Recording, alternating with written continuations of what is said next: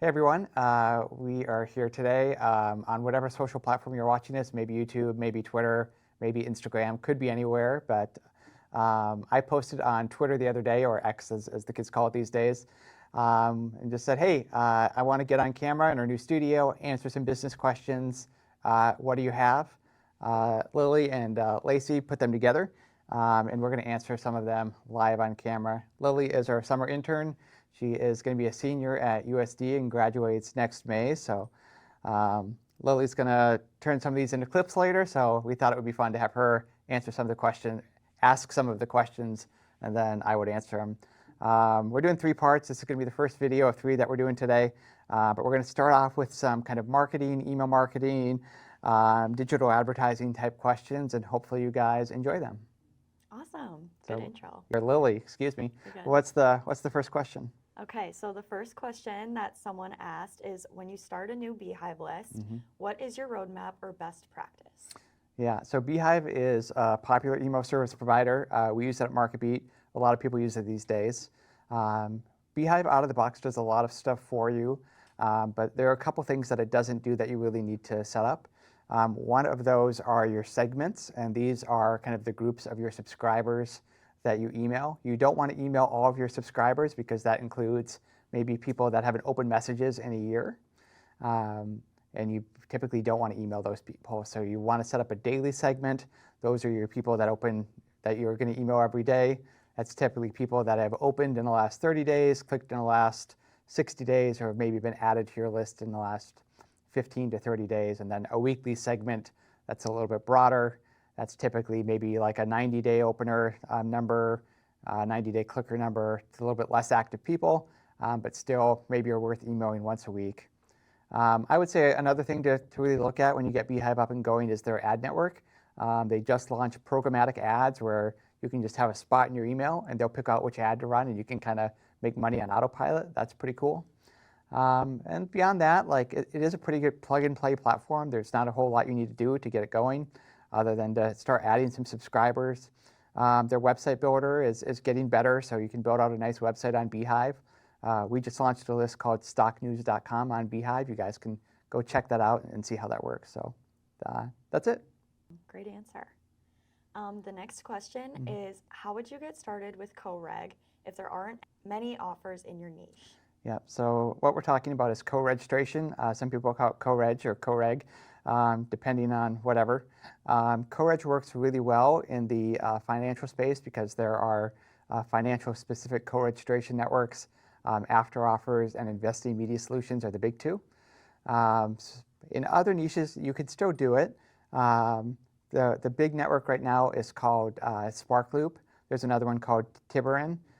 So if you want to sell it like on the back of your email sign-up process, you can certainly do that. If you want to buy it as like a lead source, you can do that, but you have to have really good performance tracking in place to know if you're buying good co-reg or generic stuff where people aren't really engaging. You really want to like know the quality of the leads that you're getting. And if you're in a niche where there isn't co-reg, like that's totally fine. You can still do the same type of thing. So co-reg ads or co-registration are typically ads on your thank you page after you sign up for a newsletter. And if you don't have co-reg in your space, you can put an advertisement for anything. So go find an affiliate offer, put it on your thank you page, and you can make money that way. Yeah, awesome. The next question is, how would you go about getting private CPA offers if your list is still small? Yeah, so CPA is cost per action. That's generally when you get paid to generate a sale. A lot of the emails that MarketBeat sends out are CPA for some big financial newsletter advertisers like Agora and MarketWise, and then some smaller independents like Behind the Markets and some others. And often what happens is when you're just getting started, you maybe are doing $10,000 to $50,000 a month in affiliate commissions. People just don't care about you because you're not big enough to move the needle. And really, when you're there and you're just getting started, you need to start out as a sub-affiliate for one of the big networks in the finance space. Investing Media Solutions is usually who I tell people to go to. There's another one called Strike Point that people can work with. But you just have to go find one of those. You don't get like probably the same CPA that you would if you had direct deals, but you kind of have to earn your way into getting a direct deal with Agora or MarketWise. And the way to do that is to show volume as a sub-affiliate with one of the networks that are out there. The next question that everyone is wondering Mm-hmm. is how do you avoid Gmail's spam folder when you're sending so many emails every single day? Yeah, so there's a few things Gmail is looking for these days. First, you kind of need to have your basic authentication set up. So that's your SPF records, your DKIM, DKIM records, your DMARC records. Like, you just have to do that even to deliver it all these days. Along with that, you need a list unsubscribe header, which is kind of built into all the email service providers. So like if you're using Beehive or Kit or any of the normal ones, they should set this all up for you. And beyond that, like the basic kind of setup stuff, what Gmail is looking for is the engagement rate, like what percentage of your people are actually opening emails, clicking on emails, replying to your emails.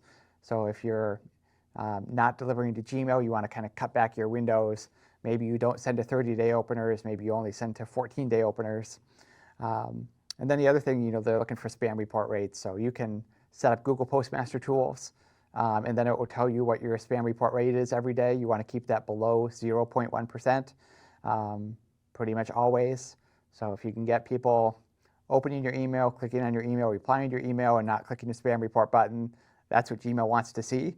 And you can engineer those things in different ways, primarily by kind of adjusting your sunset windows. So that's that. Awesome. For SMS specifically, how do you keep the monthly bill manageable? How long does somebody need to go without clicking a link before you stop sending to them? Yeah, so if you've only ever emailed before, haven't done SMS before, the first thing that will surprise you is just the cost. To send, a text, it's typically about 1 cent. If you have a lot of volume, you can get that down to about 0.7 cents. The lowest I've ever seen it with carrier fees is like 0.0 or 0.6 cents or 0.006. I think we pay 0.0065 or something like that. I don't know exactly, but it's pretty expensive. Our SMS bill is $400,000 a month, but we also make like $1.7 million, $1.8 million a month. So I really like to look at the profit margin of SMS, and for every dollar that I spend on SMS fees, I want to generate about $5 in revenue. The way that you keep it manageable is only by texting people that are active. So if somebody hasn't clicked on a text in about 30 days, we just stop texting them at that point. Maybe we'll text them once a week to try to reactivate them, but we don't text very often past 30 days. Awesome. Sounds great. What acquisition metric should you stop trusting? Yeah. So when you're running an email list or an SMS list, you're looking at how many signups you're getting, what's your open rate, what's your click-through rate, what are your conversion rates, unsubscribe rates. And the thing that's really changed in the last 5 years is that open rates are very unreliable now, because there are some ESPs like Yahoo that block open pixels, and then there are others that fake open pixels, like Apple with their the MPP mail privacy protection opens. So open rates as a metric, people will say they get 50, 60% open rates, and that's just not true. Before Apple MPP launched, like a 15% open rate was good. And now open rates are so inflated, they're just not really accurate anymore. So the whole email industry is really moving away from opens and moving more towards tracking click-through rates, and that's kind of what we're looking at now. Awesome. What is your revenue on ad spend ratio? Yes, so the way that I think about this is, for every dollar I spend on advertising, what return am I looking for? For us, over the long term, maybe 2 years or so, if I spend $1 today, I want to make $4 over the next 2 years. So typically what we'll do is we'll take our trailing 3 months revenue, average it out. So for MarketBeat, that's been let's say $6 million a month for the last 3 months. So I'll take that number, I'll divide it by 4. My kind of target advertising budget is about 1.5 million a month in advertising. Then as MarketBeat grows, we'll continue to grow that ad spend number. Awesome. What types of advertisers see the most success on your platform, and which are the ones that you didn't expect to see? Yeah, so MarketBeat has a variety of financial advertisers. We've tried non-financial offers before, and they just don't work. People sign up to receive stock market content, and if they're going to buy anything, it's probably stock market related.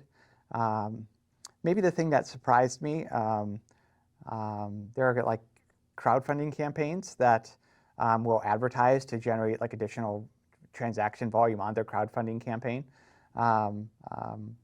Like I never really saw that coming, but that has kind of come and gone over the years as something that like does come back every now and then. What really works, I would say the main thing are the boutique financial newsletter publishers, what Agora and MarketWise publish. We also do investor relations campaigns for public companies. We do a lot of those. We do lead generation campaigns for other financial media companies. That's kind of the core of what we advertise. Awesome. Does being active on Twitter or X generate revenue for MarketBeat directly or indirectly? I would say it probably doesn't generate a lot of revenue for MarketBeat. We've tried to run like a MarketBeat X account. We've never really gotten anywhere with it. Like the Matt Paulson account is a lot of fun, and like I've made money on that through like consulting and stuff like that. I don't think it makes MarketBeat money directly. We have gotten a couple deals because of it, but I think we probably would have got them anyways. So Twitter is mostly a fun thing for me. I wouldn't say it helps MarketBeat that much. It's a passion. Got one more question. What is it? Okay, the last question. What do you think is the next best marketing channel after email and SMS? Yes. Email and SMS are great channels. They're owned audience channels. So I like to look for other things where you really own your audience and you're not like or you don't have to pay Facebook to access them, or you don't have to pay TikTok to access them through ads. I would say the two that I like, one is web push notifications. That is an owned audience channel where it doesn't really cost you anything to get subscribers. You can just put the opt-in button on your website, and then when you send out an email, you can send out a push along with it and get some additional clicks that way. I really like web push.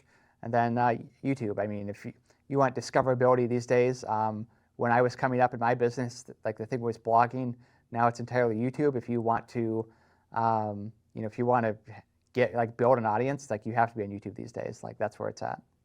Awesome. I love it. Yeah. So that's what we have for the first set of questions. That's this video. If you liked it, go to the Matt Paulson Presents YouTube channel. Like, subscribe, tell your friends. Graffiti it multiple places. Write it on a bathroom stall. Matt Paulson Presents is the channel. Go check it out.